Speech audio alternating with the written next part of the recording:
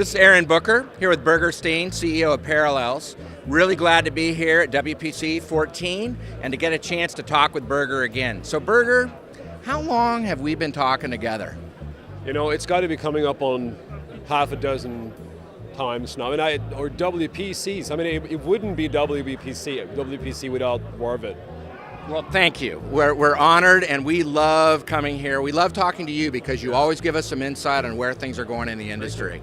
So what are you most excited for Parallels? Let's talk about Parallels right now. What are you most excited with what Parallels is doing right now and with your partners? Now, this is really the year where the proverbial hockey stick is, the good part of the hockey stick is hitting.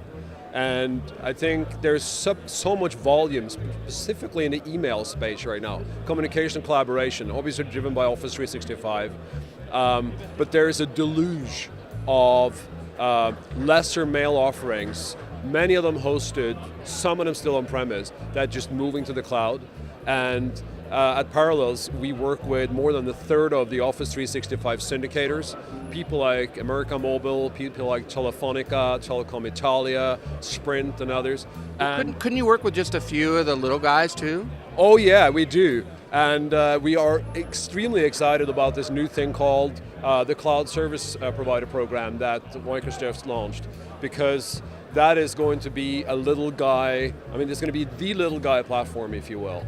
We think, I'm on this side of the table now, so I can say it, but unfortunately, initially in Microsoft's cloud strategy, not enough space is being given to the hoster, to the smaller hosters, to the smaller VARs, the people who really made this, who connects this on a local level. And they're fixing that now. The new program is really exciting, and at Parallels, we serve more than 10,000 smaller hosters, and we're really, really excited that we can bring the full cloud to all of those guys as well.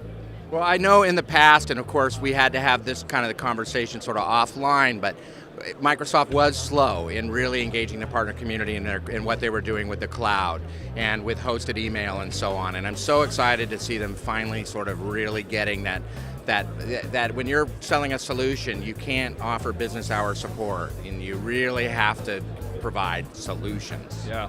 No, and the exciting thing is, things have happened in the world over this last year as well. And I'm thinking about Edward Snowden and the NSA revelations. So all of a sudden, outside of the US in particular, there are all these opportunities for local service providers to run locally based data centers. And in many cases, you need to have scale to compete. In many of these cases, you can actually add enough value locally that you can succeed at virtually any scale in the hosting business. That's still the truth. There was a theory, I think 3 or 4 or 5 years ago, that in the cloud, all partners would be dead and they would be just these giants left standing. Not happening. In fact, if anything, it's going the other way.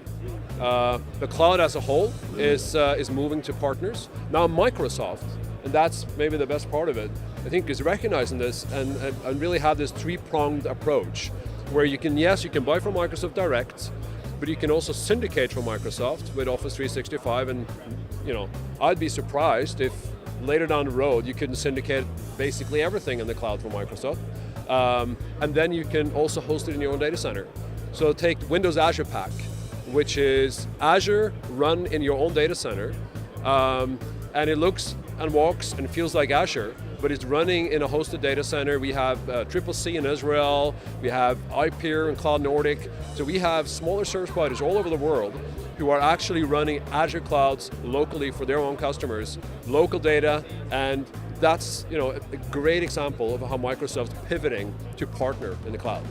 Well, I'm so glad to see Microsoft responding too, because from a security standpoint, people are really not comfortable with all data centers being in the US anymore.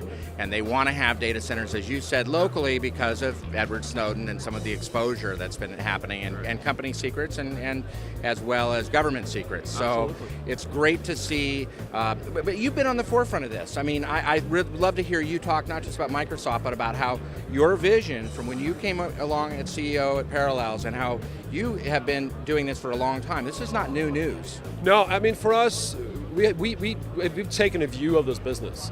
We have taken a view that it is not going to be three giants and game over for everybody else. There's going to be an ecosystem in the cloud.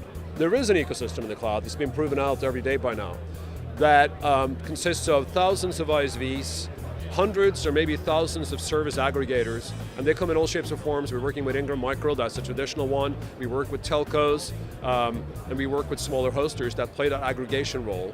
And then you have a channel that do that last mile, that service, that training, that deployment, no longer plugging 10-based T cables, but making sure services in the cloud work for the end customer, the end small business.